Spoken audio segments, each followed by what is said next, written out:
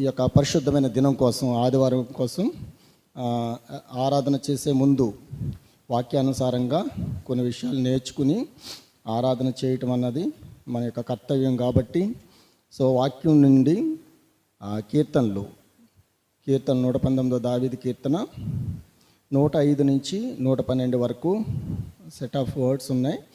వాటిని ధ్యానం చేద్దాం.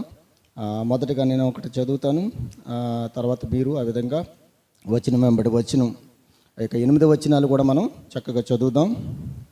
మొదటగా నేను చదువుతున్నాను 105వ వచనం, పేజ్ నెంబర్ 518. నీ వాక్యం నా పాదములకు దీపమును, నా త్రోవకు వెలుగునే ఉన్నది.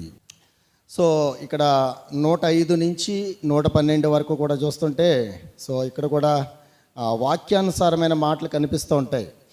వాక్యం 119 దావీదు కీర్తన మొత్తం కూడా దేవుని యొక్క వాక్యం, దేవుని యొక్క శక్తి ఎలా ఉంటుందో అన్నది ఆ అధ్యాయం మొత్తం కూడా 176 వచనాల్లో కూడా ఉన్నదనమాట. ఏ వచనం చూసినా కూడా ఏంటంటే వాక్యం యొక్క విలువలు, the priority, the importance of word of God అన్నది కనిపిస్తూ ఉంటుంది, చాలా స్పష్టంగా కనిపిస్తూ ఉంటుంది.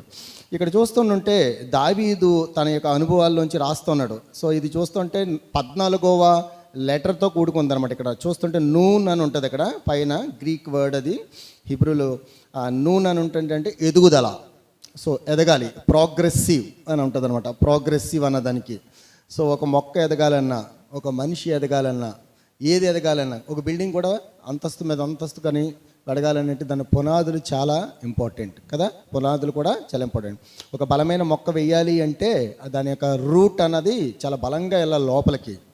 ఒక బలమైన విశ్వాసగా మారాలి అంటే ఆ రూట్ ఏదైతే ప్రిన్సిపల్స్ ఉన్నాయో, వాక్యం ద్వారా మనకి ప్రిన్సిపల్స్ ఇవ్వబడ్డాయి. ధర్మశాస్త్రం, న్యాయ విధులు, కట్టడలు ఏవైనా కూడా ఏంటంటే దేవుడు చాలా క్లుప్తంగా క్లియర్గా ఈ యొక్క పరిశుద్ధ గ్రంథంలో పెట్టి మనకి ఏం చేశాడంటే కొన్ని లెసన్స్ నేర్పించాడు. కొంతమంది వ్యక్తుల్ని, కొంతమంది భక్తుల్ని, కొంతమంది వస్తువుల్ని, ఇవన్నీ పెట్టి ఏం చేస్తూ ఉన్నాడంటే దేవుని యొక్క జ్ఞానం, దేవుని యొక్క మనస్సు ఏ విధంగా ఉందో చూడగలడానికి దేవుడు ఏం చేస్తూ ఉన్నాడంటే వాక్యానుసారంగా జీవించేలాగా ఆ పద్ధతులు పెట్టాడనమాట. దాని ప్రకారంగా కానీ మనం వెళ్ళగలిగితే ఏ మనిషి అయినా కూడా ఏంటంటే దేవుని యొక్క ఆ వాక్యంలో స్థిరపరచబడతాం. ఎలాంటి వర్షాలు వచ్చినా, అంటే వర్షాలు మీన్స్ ఎలాంటి శ్రమలు వచ్చినా, ఎలాంటి కష్టాలు వచ్చినా, ఎలాంటి వేదనలు వచ్చినా, లోకం చూస్తే చాలా భయంకరంగా ఉంది. బాగా అబ్జర్వ్ చేస్తుంటే తెలిసిపోతుంది కదా. చాలామంది ఏం చేస్తున్నారంటే దేవుల్లో ఎదగాలంటే ఎదుగుతున్న వాళ్ళు భయపడుతున్నారు. ఎందుకు అంటే దేవుని వాక్యానుసారంగా వెళ్తే ఏమైపోద్దో, శ్రమలు గుండా వెళ్ళిపోతామేమో అదో భయం. ఉన్నవాళ్ళు ఏంటంటే బ్యాక్కి వెళ్తున్నారు, బ్యాక్ ఉన్న వాళ్ళు ఇంకా బ్యాక్కి వెళ్తున్నారు, కొంతమంది ఫ్రంట్కి కూడా వస్తున్నారు. అంటే 2 విధాలుగా కూడా పనిచేస్తుంది అనమాట. అంటే ఇంకా బలపరచబడడానికి కొంతమందికి ఉపయోగపడుతుంది, ఉన్నవాళ్ళు పక్కకి వెళ్ళిపోవడానికి కొంతమంది డెసిషన్ తీసుకుంటున్నారు. ఎందుకు ఈ ప్రాబ్లమ్స్ ఎలా వస్తున్నాయి ఏంటంటే దేవుని యొక్క జ్ఞానం, దేవుని యొక్క మనసు సరిగ్గా అర్థం కాలేదనుకోండి, అంటే దేవుడు మన పట్ల ఏమై ఉన్నాడు అన్నది సరిగ్గా అర్థం కాలేదనుకోండి, అంటే మీన్స్ రక్షణ అనుభవం సరిగ్గా లేకపోతే ఏమైపోద్దంటే ఈ మొక్కలన్నీ కూడా వాడిపోతుంటాయి. కొన్ని మొక్కలు ఏమైపోతుంటాయంటే బలపరచబడుతుంటాయి, కొన్ని మొక్కలు వృక్షాలుగా మారుతుంటాయి, కొన్ని మొక్కలు ఏం చేస్తాయంటే మంచి ఫలాలు ఇస్తుంటాయి, కొన్ని మొక్కలు ఏం చేస్తుంటే మంచి ఫ్లేవర్స్ ఇస్తుంటాయి, కొన్ని మొక్కలు ఏం చేస్తాయంటే మెడిసిన్స్ ఇస్తుంటాయి, అంటే కొన్ని మొక్కలు ఏం చేస్తుంటే కొంతమందికి నీడనిస్తుంటాయి. ఏమవుతుంది అంటే కొన్ని మొక్కలు ఏం చేస్తాయంటే ఇంట్లో వంట వండుకోవడానికి కూడా ఉపయోగపడతాయి. ఏదైనా అన్ని విధాలుగా ఉపయోగపడుతున్నాయి అంటే ఆ మొక్కలు అన్ని రకాల అనుభవాలు కూడా వెళ్ళాయని అర్థం. ఇక్కడ నేను చెప్పవలసింది ఏంటి అంటే నూన్ అంటే ఏంటి అంటే ఎదుగుదల. మనం ఎలా ఎదుగుతున్నాం అన్న దానికోసం దావీదు తన యొక్క ఎదుగుదల గురించి మాట్లాడుతున్నాడు. ఇదేనా మన ఎదుగుదల ఎలా ఉందో అని చూసుకుని ఆరాధన చేద్దాం. ఈ రెండింటిని బేస్ చేసుకుంటూ ఒక వ్యక్తిని మీకు చూపిస్తాను. ఆ వ్యక్తి ద్వారా ఆ వ్యక్తిలో మనం ఉన్నామా, లేదా దావీదులాగా ఉన్నామా, లేదా మనకులాగా ఉన్నామా ఒకసారి ఎగ్జామిన్ చేసుకుని ఆయన్ని ఎగ్జాల్ట్ చేద్దాం. మనం ఎగ్జామిన్ చేసుకుని మనం ఎగ్జాల్ట్ చేద్దాం, వర్షిప్ చేద్దాం. దానికన్నా ముందు ఏంటంటే ఈ యొక్క 105 నుంచి 112 వరకు 3 భాగాలుగా కనిపిస్తుంది. మీరు బాగా చూస్తుంటే 3 పార్ట్స్గా కనిపిస్తుంది, 3 భాగాలు. మొదటిగా కానీ చూస్తుంటే మనం చదివాం కాబట్టి నేను ఎక్కువగా కొంచెం ఫాస్ట్గా వెళ్తాను. మనం చదివాం కాబట్టి ఏముందంటే సెట్ ఆఫ్ ఆ వర్డ్స్ కనిపిస్తూ ఉంటాయి. ఎక్కడ కనిపిస్తూ ఉంటాయంటే అప్పుడు 107, 9, 10 107, 9, 10 అక్కడ చూస్తుంటే 107లో ఏమంటున్నాడంటే యెహోవా నేను మిక్కిలి శ్రమపడుచున్నాను, నీ మాట చెప్పు నన్ను బ్రతికింపు. అక్కడ దైవజనుడు, ఎవరైతే భక్తుడు, ఎవరైతే రైటర్ ఉన్నాడో, ఈ కీర్తనకారుడు ఉన్నాడో, అతను ఏం చేస్తున్నాడు, కొన్ని శ్రమల గుండా వెళ్తున్నాడు. అంటే అక్కడ ఏమవుతుంది అంటే దేవుడి మీద ఆధారపడడం అన్నది అక్కడ మనం చూస్తున్నాం. శ్రమల గుండా వెళ్తున్నాడు. 107లో 109 దగ్గరికి వచ్చేది, నా ప్రాణం ఎల్లప్పుడూ నా అరచేతిలో ఉంది. అంటే నేను ఎప్పుడు చచ్చిపోతా నాకే తెలియదు. అంటే ఏంటంటే డౌట్గా ఉందన్నమాట. ఏ క్షణాన్ని కూడా నన్ను లేపచ్చు. మీకు అన్నీ బాగా తెలుసు, దావీదు గురించి మీకు అందరికీ తెలిసిన వాళ్ళు ఉన్నారు ఇక్కడ. మ్యాక్సిమం ఎటు చూసిన శ్రమలే తరిమేసేవాళ్ళు కదా. ఆ సొంత మామగారే పరిగెట్టించాడు ఒక రకంగా చూస్తే. ఒకనొక సందర్భంలో చూస్తుంటే ఒక గుహలో దాక్కుంటాడు, ఆ గుహలోంచి బయటకు వస్తే వేసేస్తాడు. ఆ గుహలోంచి ఇదే today is my last day అంటాడు, ఈ రోజున చివరి దినం, అవకాశం ఇవ్వని అడుగుతుంటాడు. అవకాశాన్ని ఇచ్చాడు దేవుడు. అంటే ఏంటంటే అరచేతిలో ఉంది ఎప్పుడు కూడా. చాలామంది నా అనుభవం కూడా వెళ్ళినప్పుడు కూడా ఒకరోజు నా ప్రాణం అరచేతిలోనే ఉంది. నాకు అర్థమైపోతుంది, చాలా క్లియర్గా అర్థమైపోయింది అనమాట. Today is my last night అనుకున్నాను నేను. ఈరోజు నా చివరి రాత్రి అనుకుని ఎవరికి చెప్పలేదు. అనుకోకుండా నేను ఒకటే ప్రార్థన చేయడం మొదలుపెట్టాను. సో నన్ను నా భార్య చూసింది అనమాట, గమనించింది. మేబీ గమనించకపోద్దేమో, నైట్ 2 o'clock అలా అయ్యేటప్పటికి చాలా ప్రాబ్లంకి వెళ్ళిపోయాను. బ్లడ్ అంతా కూడా అంటే హిమోగ్లోబిన్ పర్సంటేజ్ తగ్గిపోయింది ఆ టైంలో. ఆ గ్యాస్ట్రిక్ ప్రాబ్లం వల్ల టెన్షన్స్, ప్రెజర్స్, ఆ ఒత్తిడి, రకరకాల రెస్పాన్సిబిలిటీస్ ఎక్కువ మీద పడేసుకుంటే ఏమవుద్ది అంటే ప్రెజర్కి వెళ్తుంటాం కదా. కొన్ని అటు వర్క్, ఇటు ఫ్యామిలీ, ఇటు పిల్లల్ని, అటు మినిస్ట్రీ, ఇవన్నిటిని కూడా ఏం చేస్తామంటే ఎక్కువ పడేసుకోవడం వల్ల 24/7లో ఆలోచిస్తుంటే కొన్ని విషయాలు మన ఫుడ్ మీద కాన్సన్ట్రేట్ చేయకపోయినా, లోకపు ఆచారాల మీద కొన్ని పద్ధతులు మనం తెలియని పాటించడం ద్వారా దేవుడు ఏం చేస్తాడో, లేదు దేవుని యొక్క మొక్కగా నన్ను ఇంకా షైన్ అప్ చేయడానికి ఏం చేస్తాడంటే కొన్ని కష్టాలను ఎలా చేస్తూ ఉంటాడు. అలాంటి సందర్భం ఒక రాత్రి వచ్చినప్పుడు నేను ఒకటే ప్రార్థన చేసుకున్నాను, దేవా నువ్వు నన్ను బ్రతికిచ్చావనుకో నేను ఇలా ఉంటానని ఒక లిస్ట్ చెప్పా. నువ్వు బ్రతికించలేకపోయినా నో ప్రాబ్లం. ఏమైనా ప్రాబ్లమ్స్ నాలో ఏమైనా ఉంటే అది చూపించి నాకు, నేను పశ్చాత్తాపం పడుకుని నీ దగ్గరికి వచ్చేస్తానని డిసైడ్ అయిపోయాను అనమాట. మేబీ ఒక 5-6 ప్రాబ్లమ్స్ చూపించాడు. చాలాసార్లు మీకు చెప్పాను కూడా, కొన్ని ప్రాబ్లమ్స్ చెప్పాడు. ఆ ప్రాబ్లమ్స్ రెక్టిఫై చేసుకుంటే still I'm rectifying some problem. ఇప్పుడు కూడా నేను 2-3 ప్రాబ్లమ్స్ని రెక్టిఫై చేసుకున్నాను. ఒక లిస్ట్ ఆఫ్ ప్రాబ్లమ్స్లో చాలా వరకు కంట్రోల్ చేశాను. కొన్ని చేసుకుంటూ ఉండడం వల్ల దినదినము దేవునితో నేను ఏమైపోతున్నానంటే స్ట్రాంగ్ అవుతున్నాను, ఎదుగుతూ ఉన్నానని నాకు అర్థమైపోతుంది. ఎందుకంటే ఎదుగుదల లేదనుకోండి, దేవుడు ఏం చేస్తాడంటే దేవునికి నాకు కమ్యూనికేషన్ ఉండదు. మొక్క ఎదగట్లేదు అనుకోండి, మనకు అర్థమైపోద్ది ఏంటంటే దాని ప్రోగ్రెసివ్ అన్నది ఉండదు, ఎండిపోతూ ఉంటుంటుంది. మనం ఎండిపోతున్నాం అంటే ఒకటే దేంట్లో ఎండిపోతే నేను మాట్లాడేది ఆత్మీయ ఎదుగుదల గురించి మాట్లాడుతున్నాను నేను ఇక్కడ, శారీరకం కాదు. ఎండిపోవడం అంటే ఏంటంటే దేవుని యొక్క అనుభవాలు సరిగ్గా ఉండవు, కమ్యూనికేషన్ సరిగ్గా ఉండదు, నేనేం మాట్లాడలేను. సో నేను ఏంది ఆత్మీయంగా ఉండదు. నేను మాట్లాడాను అనుకోండి 10 మందికి ఉపయోగపడాలి. నేను మాట్లాడితే 10 మందిని ఎవరో తప్పిపోతున్న వాళ్ళు నేను ఏం చేయాలంటే దేవుని సన్నిధానం తీసుకురావాలి. నేను మాట్లాడితే ఒక కార్యం జరగాలి. ఇవేమీ జరగట్లేదు అనుకోండి, నేను మాట్లాడినప్పుడు కుటుంబంలో అలజడి ఉందనుకోండి, అంటే ఏంటి అస్థిరత్వం ఉందనుకోండి, నా మాటలు పనిచేయట్లేదని అర్థం. అంటే ఆత్మీయంగా నేను వాళ్ళని నడిపించట్లేదని అర్థం. ఒక సంఘం బాగుండాలన్నా, ఒక కుటుంబం బాగుండాలన్నా, వ్యక్తిగతంగా నేను బాగుండాలన్నా దేవునితో సంబంధం ఎప్పుడు కూడా కరెక్ట్గా ఉండాలి. అది ఎదుగుదల అని అర్థం. సో ఎలా ఎదుగుదల ఉండాలి అంటే వాక్యానుసారంగా జీవించడం అన్నది ఒకటి, ఆయన చెప్పిన పనులు చేయడం అన్నది ఒకటి, ఆయన చిత్తానుసారంగా నడవన్నది మూడోది అనమాట. ఈ 3 ఎప్పుడైతే ఉంటాయో ఆ విశ్వాసకి ఎప్పుడు కూడా ఏమొస్తుంటాయంటే ఎదుగుదల అన్నది ఉంటుంది. ఎదుగుదల అంటే ఏంటంటే శ్రమలు ఉండవా అంటే శ్రమలు ఎప్పుడూనే ఉంటుంటాయి. ఎవడెంత స్ట్రైట్గా వెళ్తుంటే, ఎవరు దేవుని కోసం కష్టపడి బ్రతుకుతూ ఉంటుంటే వాళ్ళకి శ్రమలు ఎప్పుడూ ఎక్కువగా ఉంటాయి. చాలామందిని చూస్తున్నాం. దావీదు ఏం తప్పు చేశాడు అసలు? దావీదు అసలు తప్పు చేయడానికి ఆ టైంలో లేదు. తర్వాత చిన్న తప్పు చేశాడు, చిన్నదిగా చాలా పెద్ద తప్పే చేశాడు. బట్ ఈ వాక్యాన్ని రాసినప్పుడు మాత్రం పెద్ద తప్పులైతే ఏం చేయలేదు, బాగానే బ్రతుకుతున్నాడు. కానీ సౌలు అసూయ చేత, విషపు చూపు చేత దావీదుని ఏం చేస్తాడు తెలుసా, ఎలా లేపేద్దాం. ఏంటంటే తన ప్రాబ్లం ఏంటంటే సౌలు హైలైట్ అవ్వట్లేదు, సౌలు ఎక్కడ కూడా హెచ్చింపబడట్లేదు, దావీదు హెచ్చింపబడుతున్నాడు. సౌలు 1000 మందే, దావీదును 10,000 మంది అనేసి కీర్తిస్తూ ఉన్నారు. ఆ ఒక్కటి ఏమైపోయింది తెలుసా, తన రాజ్యాన్ని దావీదు లాగేసుకుంటాడేమో అంటే ఇన్కన్సిస్టెన్సీ, అస్థిరుడిగా మారిపోయాడు. మనసులోకి వచ్చింది, ఇంప్లిమెంట్ చేస్తున్నాడు. ఎలా లేపేద్దాం. ఫస్ట్ వాళ్ళ అమ్మాయిని ఎరవేశాడు. ఓకే, ఒక అమ్మాయిని ఇస్తానన్నాడు, ఆ అమ్మాయిని ఎవరైతే మోసం చేశాడు. రెండో అమ్మాయిని ఎరేసాడు. ఆ అమ్మాయి ద్వారా ఫిలిస్తీన్ల చేతిలో తీసుకెళ్ళి నేను చంపకూడదు దావీదుని. ఎందుకు అంటే దావీదుకు దేవుడు తోడుకున్నాడని అర్థమైపోయింది. దావీదు యొక్క మొక్క దేవుల్లో ఉందని తెలుసు. ఈ మొక్కను కానీ కట్ చేస్తే దేవుడిని ఆ మొక్కను కట్ చేసేస్తాడని అర్థమైపోయింది. అర్థమవుతుంది కదా. సో దేవుడు తను వేసిన విత్తనం దావీదు, దేవుడు వేసిన విత్తనం దావీదు. అలాంటి మొక్కని డిస్టర్బ్ చేస్తే నన్ను డిస్టర్బ్ చేస్తాడనేసి తన యొక్క చెయ్యిని అంటుకోనివ్వకుండా ఫిలిస్తీన్ల చేతి కొట్టాలనేసి ప్లాన్ చేశాడు. చూసారా ఎంత దారుణంగా ఉంది. ఇలాంటి శ్రమల గుండా వెళ్తున్నప్పుడు రాసిన కీర్తన, శ్రమల గుండా వెళ్తున్నాను నన్ను బ్రతికించాడు. ఈరోజు మనకు కూడా చాలా శ్రమలు వస్తుంటుంటాయి కదా. మనం ఎదుగుతున్నాం అనుకోండి, పక్కన వాళ్ళకి అసూయ కదా. ఏదైనా కొనుక్కున్నారనుకోండి, ఎక్కడి నుంచి వచ్చిందో, ఇది ఎలా సంపాదించారో అసూయ అనమాట. కారుకుంటే అసూయ, ఎలా వచ్చిందో, ఏ మోసం చేస్తాడో, ఎక్కడైనా లంచం తీసుకుంటున్నాడేమో, ఈ జీతం ఎంతే కదా. ఇంకో ఇద్దరు ముగ్గురు అడుగుతుంటారు, ఈ జీతం ఎంత అంటే, ఈ జీతం తగ్గట్టుగా ఐటమ్స్ కొనట్లేదు, ఇంకెక్కువ కొంటున్నాడు అంటే ఏదో ఎక్కడి నుంచో సైడ్ ఇన్కమ్ వస్తుందేమో. ఇవన్నీ కూడా దేవుల్లో ఎదగలేనోడు వాడికి ఉండే బుద్ధులు, గుర్తుపెట్టుకోండి. అలాంటి బుద్ధు నీలోని నాలోని వస్తుంది అంటే దేవుల్లో మన మొక్కలు నాటబడలేదని అర్థం చేసుకోవాలి. అంటే బిఫోర్ గోయింగ్ టు వర్షిప్, ఆయన ఆరాధన చేసే ముందు కొన్ని విషపు మొక్కలు ఉంటుంటాయి మనలో. సో ఇదంతా కూడా ఒక నేల అనుకోండి, బాడీ అంతా.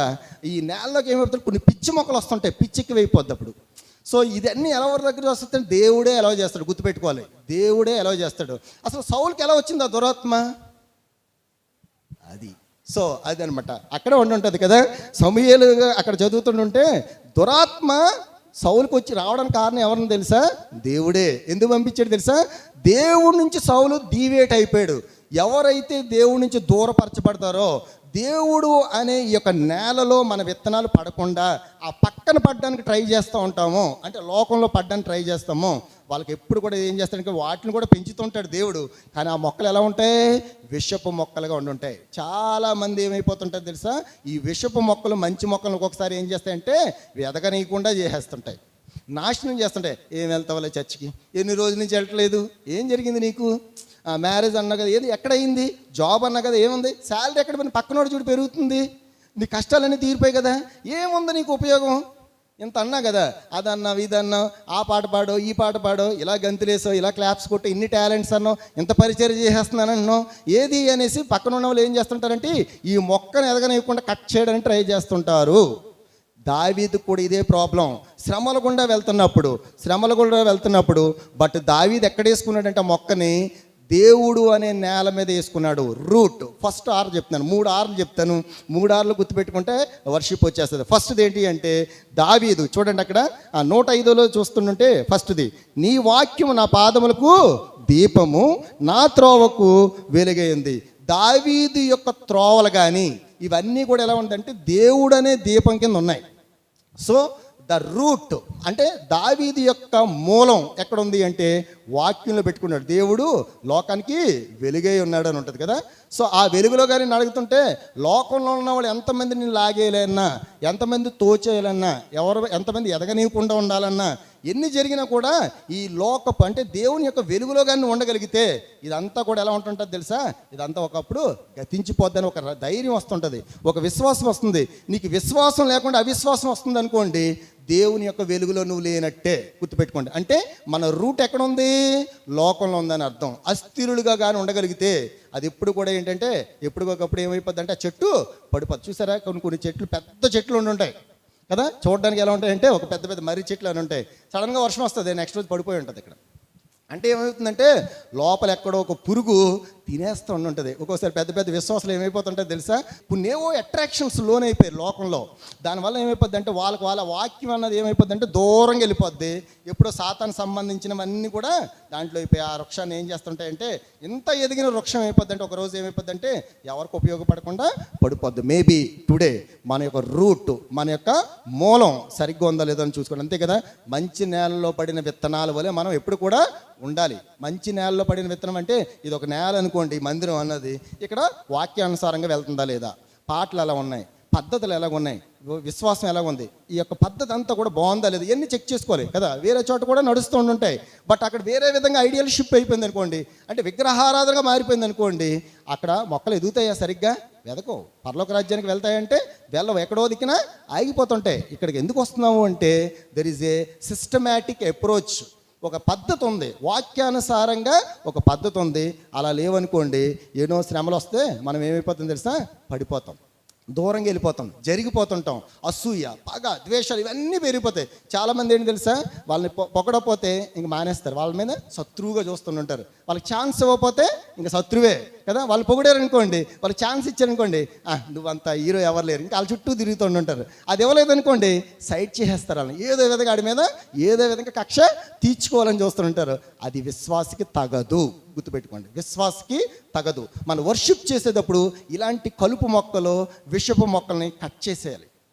కట్ చేయలేదనుకోండి ఇవే వృక్షాలు అయిపోతాయి. ఇవి వృక్షాలు అయిపోయిననుకోండి దేవుడు కూడా ఏం చేస్తాడంటే వదిలేస్తాడు. సౌలుని వదిలేస్తాడు కదా, ఇంకా ఎట్టి యూటర్నే లేదు. ఇంకా సౌలుకి యూటర్న్ లేదు, వెళ్ళిపోతూ ఉన్నాడు. రోజు రోజు రోజు రోజుకి విషము పెరిగిపోతా చివరికి ఏమైపోయింది తెలుసా, ఇంకా నన్ను నేనైనా చంపేసుకున్నాడు. ఎవడు పక్కన ఉన్నాడు కూడా చంపడానికి ఒప్పుకోలేదు. అంటే ఈ విషయం ఏమైపోయిందంటే ఎక్కువైపోయింది. ఆడు చంపితే ఆ విషయం వీడికి ఎక్కడ ఎక్కేస్తుంది, ఆడు కూడా భయపడిపోయాడు. చివరికి ఆ లెవెల్కి వెళ్ళిపోతుంటారు. సో దావీదు కూడా అదే చెప్తున్నాడు. ఏం చెప్తున్నాడు అంటే 107, 109, 110 నుంచి మనం ఏం నేర్చుకుంటున్నామంటే, చుట్టూ భక్తిహీనులు ఉంటారు, శ్రమ పెట్టే వాళ్ళు ఉంటారు, నిందలేసే వాళ్ళు ఉంటారు, లాగేసే వాళ్ళు ఉంటారు. తర్వాత ఇంకోటి చూడండి, అక్కడ ఒక మంచి మాట్లాడుతూ ఊరేసే వాళ్ళు ఉంటారంట, ఊరి పెడతా ఉంటారు. చూడండి, ఎక్కడైనా పక్షులను పట్టుకొని, పావురాలు పట్టుకొని, గుంటూరు ఏసీ కాలేజ్ చదువుకున్నప్పుడు దాని ఎదురుకుంటా ఒకటి ఉండేది, గ్రౌండ్ ఉండేది, గుంట గ్రౌండ్స్ అని ఉండేది. ఆ కొంచెం దగ్గరలో ఒక అతను ఉండేవాడు. ఏం చేసేవాడంటే కొన్ని విత్తనాలు చల్లేవాడు అనమాట. ఇలాంటి ఏంటంటే రాగులు, సజ్జలు ఇవన్నీ ఉంటాయి కదా, అవన్నీ వేసి ఆ కింద కనిపించని ఒక నెట్ పెట్టేవాడు అనమాట. అది కనిపించేది కాదు, నేను కూడా చాలాసార్లు చూస్తే కనిపించేది, చాలా చన్నంగా ఉండి తీగలు లాంటిది. ఈ పావురాలన్నీ ఏం చేస్తుంటే పైన తిరుగుతూ వచ్చి కరెక్ట్గా వచ్చి అవి తిందారనేసి అక్కడ వాళ్తుంటే ఒక 20-30 పావురాలు అలా వాలగానే ఆ 20-30 అందులో ఉండిపోయి. ఇలాంటి వాళ్ళు ఉంటారు. సో అర్థమవుతుందా, కనిపించదు అనమాట. కొన్ని రోజులు అయిన తర్వాత ఏంటంటే అందులో ఇరుక్కుపోతారు. ఇంక ఇరుక్కుపోయామనుకోండి అందులోంచి రాలేనమాట. అది ఉరి అంటే. ఉరి అన్నది ఏముంటుందంటే ఒక్కొక్కసారి మన పిల్లలు ఉరిగా మారిపోతుంటారు. అది చిన్నదే కదా, లైట్గా తీసుకోకూడదు దేన్ని కూడా. సో దేన్నన్నా లైట్గా తీసుకున్నాం అనుకోండి అందులో చిక్కుకుపోయాం అనుకోండి బయటికి రాలేం. ఫస్ట్ ఏం నేర్చుకుంటున్నామంటే, ఫస్ట్ ఏం నేర్చుకున్నామంటే, మన యొక్క విత్తనం, మన రూట్ ఎప్పుడు కూడా ప్రభువైన యేసుక్రీస్తులోనే వాక్యం అనే దాని కిందకి మనం వెళ్ళగలగాలి. వాక్యం అది వద్దంటే అది మానేయాలి అంతే. అది ఒక ఎరువుగా మారాలి. వాక్యం ఎప్పుడు కూడా విశ్వాసకి ఒక ఎరువు, విటమిన్స్లా ఉండాలి అంతే కదా. నీకు శ్రమలు రాగానే ఆ విటమిన్ పనిచేయాలంటే యేసు ప్రభువు యొక్క నామం ఉంది, అన్నిటికన్నా ఘనమైన నామం ఉంది అని ఆ విటమిన్ అప్లై చేయాలి కదా.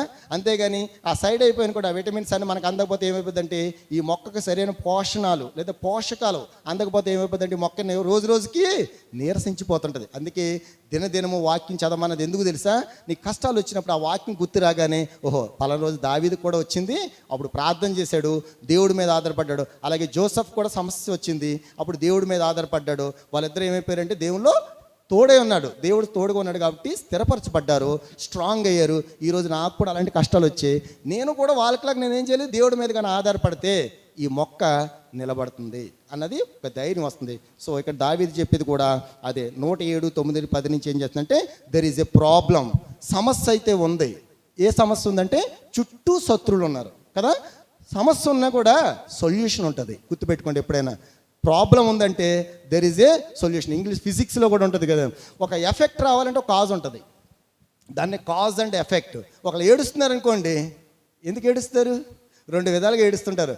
బాగా సంతోషం వచ్చినా కూడా, ఆ సంతోషం ఎక్కువైపోయినా కూడా కన్నింటిలోంచి ఏమొస్తుందంటే నీళ్ళు వస్తాయి, అది పాజిటివ్ కదా. ఇంకోటి ఏడుపు వస్తుంటుంది, ఎవరైనా చనిపోయినా, మనం అనుకున్న సాధించకపోయినా, బాగా కష్టం ఎక్కలేకపోయినా ఏడుపు వస్తుంది, అది నెగిటివ్ అనమాట. అంటే there is A cause, there is A effect అని ఉంటాం. ఇక్కడ కూడా ఏంటంటే సమస్య ఉంది బట్ సొల్యూషన్ ఇచ్చే దేవుడు ఉన్నాడు కదా. అది ఎక్కడ చూస్తున్నాం అంటే 5, 6, 12 నుంచి చూస్తున్నాం. సో అక్కడ 5, 6 అంటే 105 ఏంటి అంటే, నేను ఈ భయంకరమైన లోకంలో నేను వెళ్తున్నాను బట్ నీ దీపం నాకుంది, నా త్రోవను సరళం చేయడానికి నీ దీపం ఉందని. అది మొదటిది. ఆ తర్వాత చూస్తుంటే 6వ వచనం నుంచి అంటే 106 చూస్తుంటే, నీ న్యాయ విధులు నేను అనుసరించేద్దును, నేను ప్రమాణం చేసి ఉన్న నా మాట నెరవేర్చను. చాలాసార్లు ప్రమాణం చేస్తున్నాం కదా. మందిరానికి వచ్చినప్పుడు 31st నైట్ అయితే ఎన్ని ప్రమాణాలో కదా. ఇయర్ ఎండింగ్లో ఏముంటుందంటే, నేను ఎలా ఉన్నాను ఈ సంవత్సరం అంతా, చాలాసార్లు నీకు అవిధేయుడుగా ఉన్నాను, చాలాసార్లు లొంగలేదు కదా, నువ్వు చాలాసార్లు లొంగ తీసుకోవాలనుకున్నా నేను లొంగకుండా అలాగే ఉండిపోయాను, ఇంకెక్కడ ఉండను అని 2024లో చాలామంది ఏం చేస్తారంటే రెజల్యూషన్స్ తీసుకుంటుంటారు కదా. 2025 నుంచి ఇలా ఉండాలి, అలా ఉండాలి, ఇలా ఉండాలి, మొత్తం అంతా కూడా తీసుకుంటాం. ఆ ప్రమాణాలంట అక్కడి నుంచి సైడ్ అయిపోండి దావీదు చెప్తున్నాడు. చూడండి ఎంత చక్కగా చెప్తున్నాడు చూడండి. నీ న్యాయ విధులు నేను అనుసరించేదను, నేను ప్రమాణం చేసి ఉన్నాను, నా మాట నెరవేర్చాను. చాలామంది ఏం చేస్తారు, ప్రామిసెస్ చేసేస్తుంటాం కదా, బట్ మనం సైడ్ మనం ప్రమాణం చేసేస్తాం కానీ నెరవేర్చాం. బట్ దేవుడు ఏం చేస్తాడు తెలుసా, నీకు అది ఇస్తాను అంటే ఆ టైంకి అది ఇస్తాడు. షారాకి ఇచ్చాడు, ఇంకెవరికి ఇచ్చారు, సమూయేలుని ఇచ్చాడు, ఎవరికి, హన్నాకి ఇచ్చాడు. టైం చూడు, నెక్స్ట్ ఇయర్కి ఈ టైంకి నీకు ఉంటాను నీకు అడుగులు అంటే నవీన్ డౌట్ అనమాట ఇంకా, కానీ ఇచ్చాడు. షారాకి ఇచ్చాడు టైంకి. బట్ మనం చెప్పిన ప్రమాణాలు డిసెంబర్లో పెట్టానంటే ఎగ్జామ్ ఇంతవరకు అవ్వలేదు. మన ప్రమాణాలు ఎప్పుడు కూడా ఎలా ఉంటాయంటే ఒక్కోసారి డైల్యూట్ అయిపోతుంటాయి, అస్థిరంగా ఉంటాయి. బట్ దేవుడు ఏం చేస్తాడంటే ఆయన ప్రమాణం చేశాడంటే నెరవేర్చే దేవుడు. అందుకే దావీదు ఏమంటున్నాడంటే తెలుసా, ఇంతమంది శత్రులు ఈ మొక్కను నిలిపేసే వాళ్ళు ఉన్నా కూడా, అంటే నా రూట్ అంతా కట్ చేసే వాళ్ళు ఉన్నా కూడా నువ్వు సొల్యూషన్ ఇస్తున్నావు. ఏంటి ఇస్తున్నావు తెలుసా, నువ్వు నాకు దీపంగా ఉంటున్నావు, నువ్వు నన్ను తప్పిస్తూ ఉంటున్నావు, నీ న్యాయ విధులు నన్ను కాపాడుతున్నాయి. ఆ తర్వాత చూస్తుంటే 12వ వచనంలోకి వెళ్తుంటే అక్కడ చూడండి, నీ కట్టలు గైకుంటా నా హృదయం నేను లోపరుచుకున్నాను. చాలాసార్లు ఏం చేస్తాను తెలుసా, సైడ్ అయిపోతుంటుంది. మనం ఎప్పుడు కూడా లోపరుచుకోం మన హృదయాన్ని కదా. ఇంగ్లీష్లో లోపరుచుకోవడం అంటే ఏంటంటే రీడైరెక్ట్ అయిపోతుంటాయి చాలాసార్లు. అంటే ఇక్కడ నుంచి రీకన్స్ట్రక్ట్ అవ్వదు. కన్స్ట్రక్ట్ అంటే తిరిగి కట్టుకోం. అది ఏం చేస్తుంటే అంటే అలా వెళ్ళిపోతుంటుంది, మనసు ఎక్కడికో వెళ్ళిపోతుంది. చాలామంది అనుకో బాడీ ఇక్కడ మనసు ఎక్కడో అంటాడు, బాడీ ప్రెజెంట్ మైండ్ ఆబ్సెంట్ అని అంటాం. చాలాసార్లు లోపరుచుకోం. ఇలా తిరిగి వచ్చేటప్పటికి కొన్ని రీల్స్ వెళ్ళిపోతాయి. చిన్నదే కదని స్టార్ట్ చేస్తారు ఒక రీలు, ఆ రీల్ ఇలా ఇలా ఇలా ఇలా అనేదాడికి అయిపోద్ది, ఎక్కడికో వెళ్ళిపోద్ది. ఫస్ట్ ఎవరో ప్రవీణ్ పగడాల గురించి ఓపెన్ చేస్తాం రీలు, బట్ అది నొక్కుతూ ఉంటే ఏమైపోతుంది, దాంతోపాటు ఇంకో కొన్ని వస్తుంటాయి. అది ఏ వంటల కార్యక్రమం వస్తుంది, అందులో ఎలా చేశారంటే మన ఇంటెన్షన్ ఏమో ప్రవీణ్ పగడాల, ఆయనకి సంబంధించిన రీల్ ఉండదు, అలా వెళ్ళిపోయి సినిమాల్లో కూడా వెళ్ళిపోతాం. బట్ లోపరుచుకోండి అంటున్నాడు దేవుడు.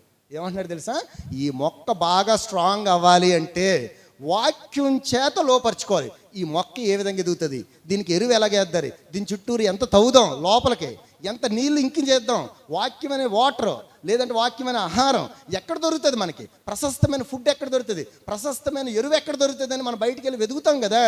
మనం కూడా దేవుని యొక్క మాటలో ప్రశస్తమైనవి ఎక్కడ దొరుకుతాయి లోపరుచుకుంటూ ఉండాలి. దినదినము ఈ మొక్కను ఏం చేయాలి, పెంచడానికి ట్రై చేయాలి. లేదు అంటే మొక్క ఏమైపోద్ది అంటే నీరసించిపోద్ది. దావీదు కూడా అదే చెప్తున్నాడు. సెకండ్ది ఏంటి అంటే, రెండోది అంటే ఈ ఫైండింగ్ రెజల్యూషన్స్ అంటే ఏంటంటే సొల్యూషన్స్ని ఫైండ్ అవుట్ చేస్తున్నాడు. ప్రాబ్లం ఉంది, రూట్ ఎక్కడుందో గుర్తించాడు. ప్రాబ్లం ఎక్కడుంది, చుట్టూ ఉంది కదా, శత్రువుల నుంచి ఉంది, ఇంట్లో వాళ్ళ నుంచి ఉంది, సొంత కుమారుడే లేపేయాలనుకున్నాడు తర్వాత కదా. ఫస్ట్ సౌలు లేపేయాలనుకున్నాడు, తర్వాత సొంత కుమారుడే లేపేయాలనుకున్నాడు, చుట్టూ ఉన్న రాజులు కూడా లేపేయాలనుకున్నాడు. షిమ్మి లాంటి వాళ్ళు ఏం చేశారు తెలుసా, కుక్కరా నువ్వు అన్నాడు. ఒక రకంగా చెప్పండి, నువ్వు కుక్కవన్నాడు. అలాంటి పక్కన లేపేద్దారా అంటే వద్దు అన్నాడు.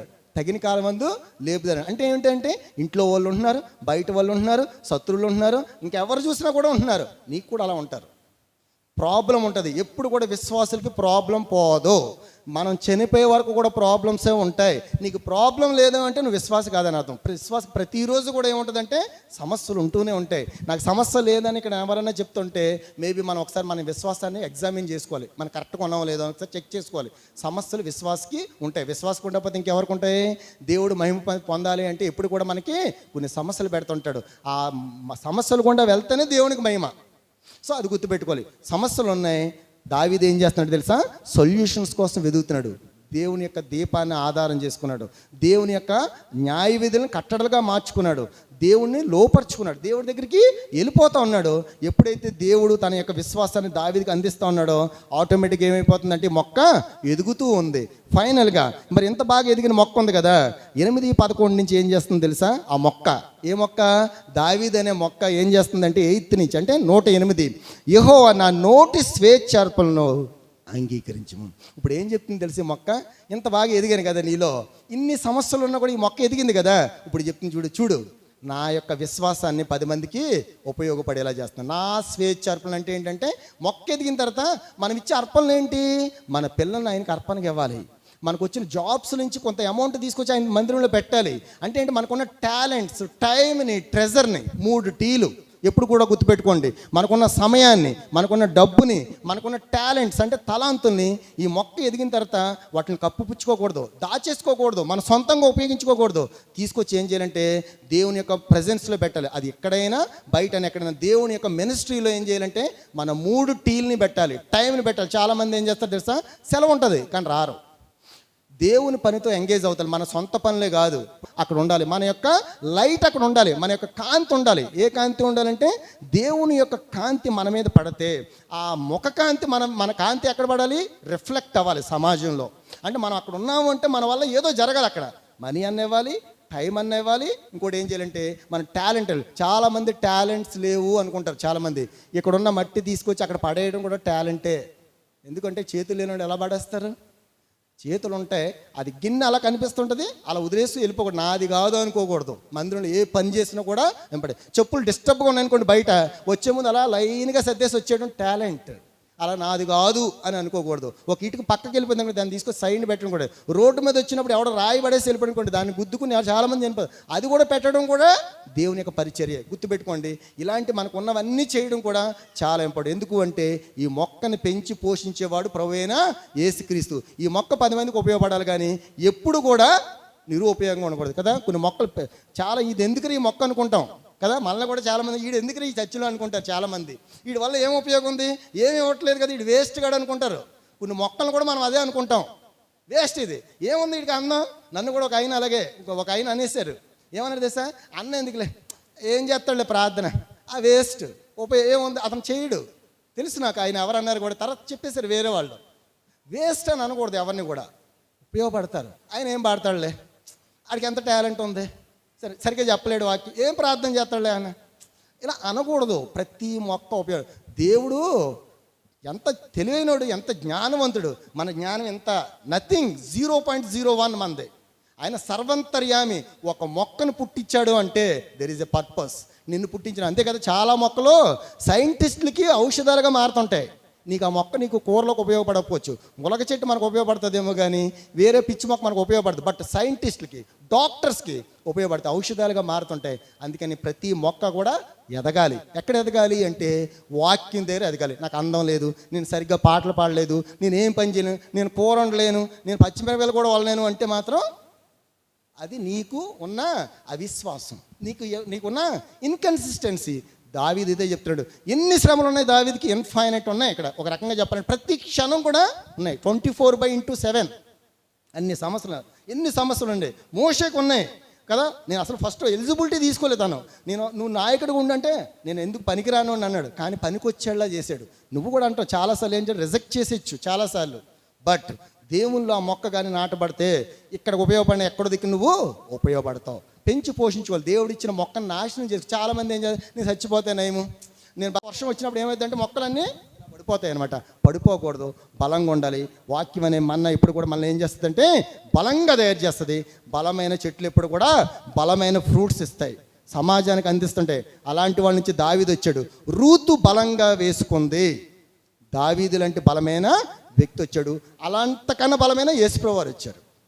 నువ్వు కూడా బలహీనమైనా కూడా వాక్యమైన దాంట్లో బలంగా స్థిరపరచబడితే మన యొక్క రూట్స్ అంటే ఏంటి, వేళ్ళు కానీ అలాగా కష్టాలున్న, శ్రమలున్నా కూడా, ఇబ్బందులున్నా కూడా అలా స్ప్రెడ్ చేసుకోగలిగితే దీని మీద ఎన్ని కష్టాలు వచ్చినా, ఎన్ని నష్టాలు వచ్చినా, ఎన్ని ఇబ్బందులు వచ్చినా, ఒకవేళ మేబీ ఈ మొక్క, ఈ చెట్టు పడిపోవచ్చు, బట్ నా నుంచి వచ్చిన నా పిల్లలు కానీ వాళ్ళ పిల్లలు కానీ ఇంకా బలంగా అవ్వచ్చు. దేవుని యొక్క మహిమకు వాళ్ళు వారసులు కావచ్చు. అలాంటి అనుభవాలతో వెళ్ళి మనం ఆరాధన చేస్తాం. అప్పుడు దేవుడు మన ఆరాధన ఏం చేస్తాడంటే రిజాయిస్. మన ఆరాధన ఏమవుతుందంటే సంతోషం ఉంటుంది. దేవుడు కూడా సంతోషిస్తాడు. అలాంటి దాన్ని స్వీకరించాడు. అలాంటి దానితో, అలాంటి లోపర్చుకునే మనసుతో మనం దేవుణ్ణి ఆరాధిద్దాం. దేవుడి యొక్క వాక్యాన్ని మనందరి జీవితంలో ఫలింపచేయను గాక. ఆమేన్.